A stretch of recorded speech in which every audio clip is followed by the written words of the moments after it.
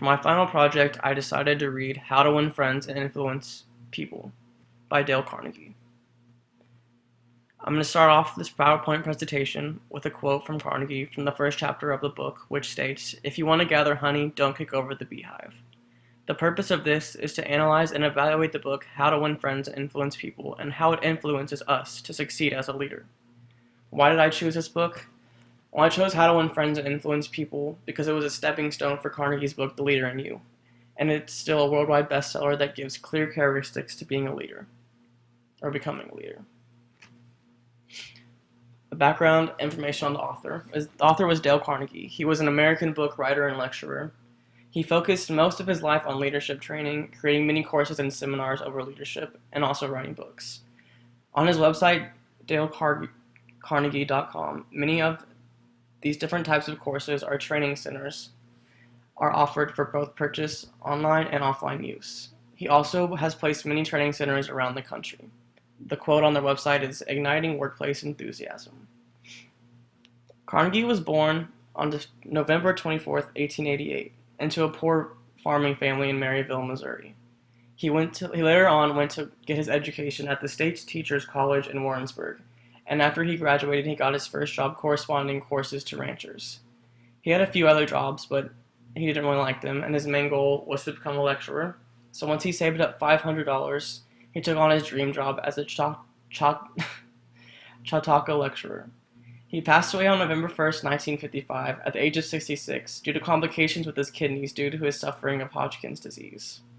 Overall, he wrote 6 books, all pretty successful, but they were all pretty much how-tos specifying in communication and leadership. His most successful book was the book that I read, How to Win Friends and Influence People, which sold 15 million copies worldwide. And to quote Carnegie himself, he says, "The essence of all art is to take pleasure in giving pleasure." The main points that I'll be going over in this PowerPoint presentation is a brief summary of how to win friends and influence people, how to win friends and influence people's influences, and teaches readers about leadership, and finally an analysis and critique over how to win friends and influence people's content. Summary. Why was this book written?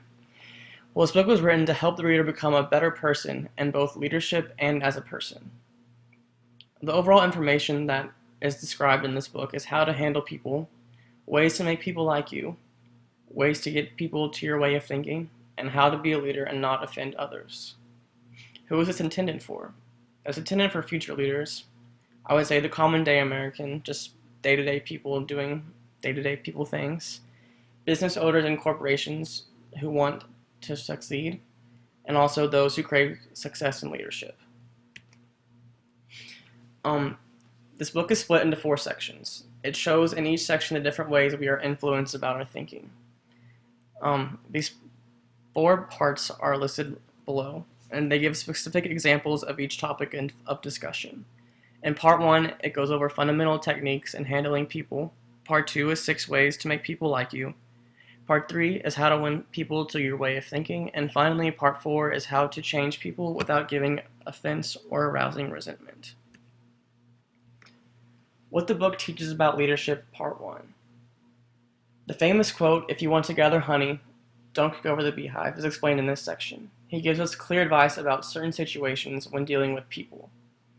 He goes into detail about a manhunt in New York City in 1931, in which he relates to 3 factors.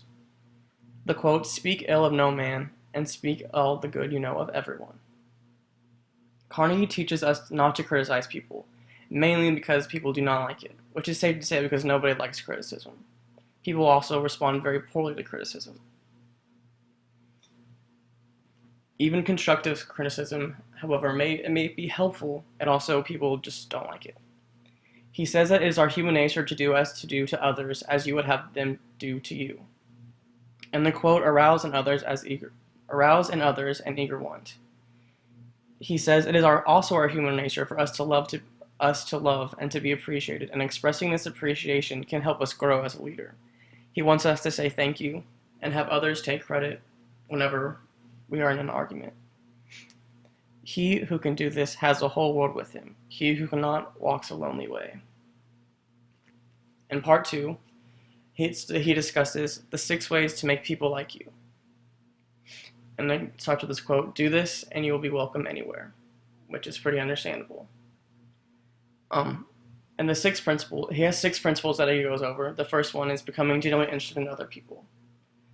But Carnegie states in the first paragraph that if you follow these steps, you will ultimately become irresistible, meaning people will like you, which is very important as a leader. These 6 principles that I'm about to go over suggest that you follow are given to the reader at the end of this chapter. The first principle is becoming genuinely interested in other people. If you are genuinely interested in other people, it will automatically make you more of a likable person, which is understandable, which also goes to smiling.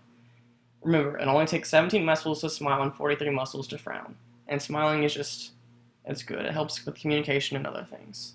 The third principle he goes over is remember people's names. Personally, I am awful at remembering people's names. It's a pretty bad habit, but whenever you remember someone's name, it makes them feel better about themselves, and it actually shows that you care and are interested in that person.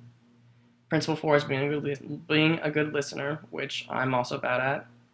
But listening is key. And listening to people and responding to what they say encourages them to speak more and better your relationship. Principle 5 is research the other person's interests. Don't go into the situation not knowing anything about that person you're going to speak with. It won't relate very well. Principle 6, and finally the 6th principle that he goes over is make the other person feel important.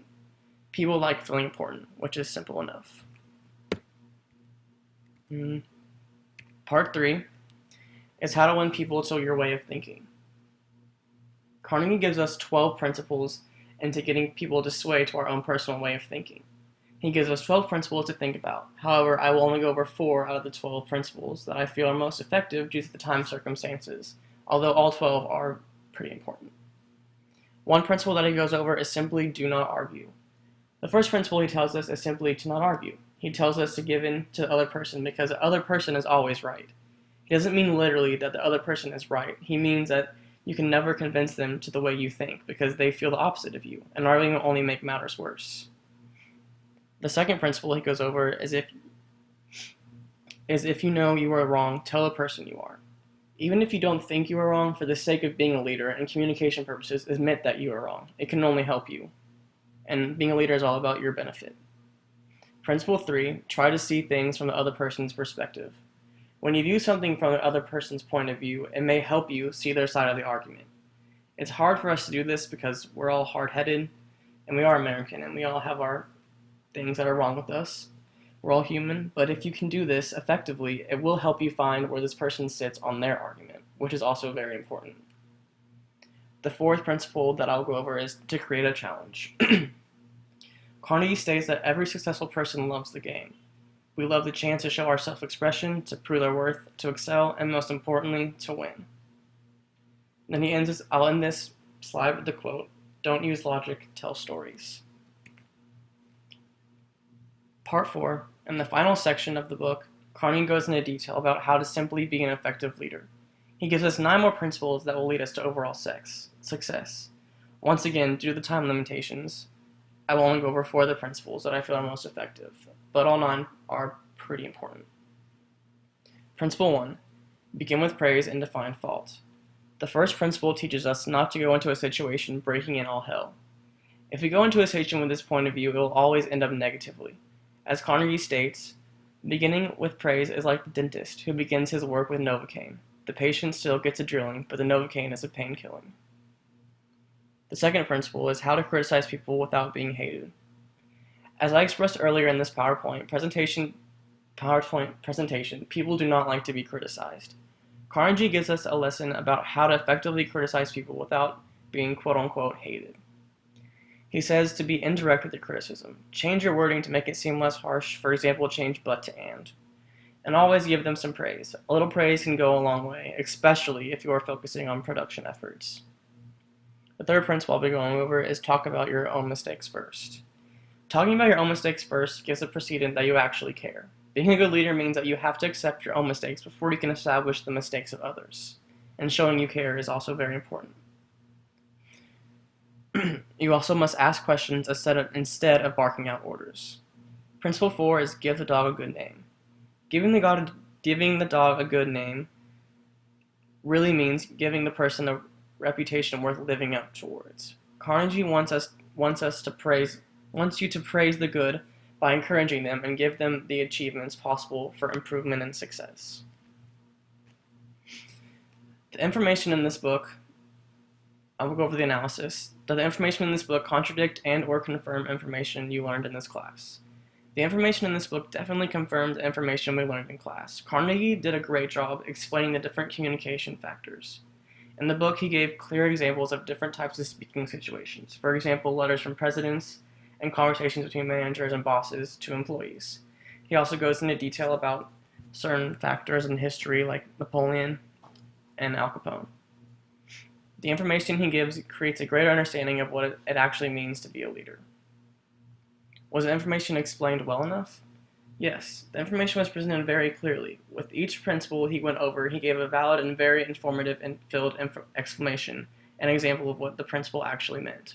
So I feel he was pretty effective. Although he didn't really have many weaknesses, I feel that the main weakness of How to Win Friends and Influence People was that it was the first self-help book to ever be published. The weakness in that is that it's pretty simple, but the simplicity is very effective, in my opinion. One of the main downfalls I can think of is that it relied heavily on events in the past, which only makes sense because the book was published in 1936, so it's very old, and the corruption of today's businesses and corporations wasn't as in full effect as it was in the past. The strengths. I feel like this book has many strengths. Carnegie does a great job explaining all of the situations. I also like how he gives all the information he went over in a nutshell at the end of each chapter, or each section. Being the first self-help book that is still worldly popular is a strength within itself. The information is very valuable in bettering ourselves as a leader. Would you recommend this book to other students? I would definitely recommend this book to other students.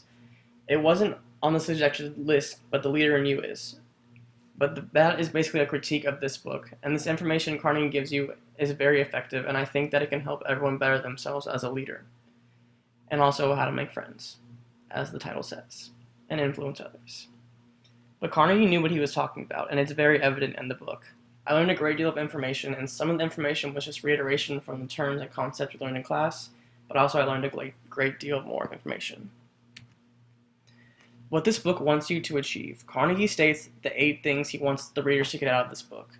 He wanted us to get out of a mental rut, think new thoughts, acquire new visions, discover new ambitions. He wanted us to make friends quickly and easily, increase our popularity, win people to our way of thinking, increase our influence, our prestige, and our ability to get things done. He also wanted us to handle complaints, avoid arguments, keep your human contacts smooth and pleasant, become a better speaker, a more entertaining conversationalist, and finally, he wanted us to arouse enthusiasm among our associates. In conclusion, I went over a brief summary of how to win friends and influence people. I talked about how the book influences and teaches readers about leadership, and I gave an analysis and critique over how to win friends and influence people's content. And to reiterate my thesis, I said to analyze and evaluate the book, How to Win Friends and Influence People, and how it influences us to succeed as a leader. And in conclusion, I'll end this with the quote from Carnegie himself, which I agree heavily on. He says, "People rarely succeed unless they have fun in what they are doing."